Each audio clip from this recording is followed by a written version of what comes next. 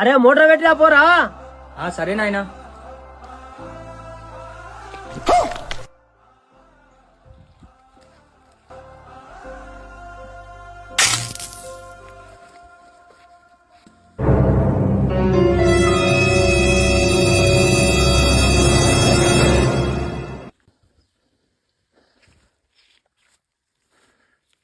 అరే తమ్ముడు ఏమైందిరా? ఏం లే అన్న, మా అయ్య మోటార్ ఆన్ చేసామని ఉన్నాడు.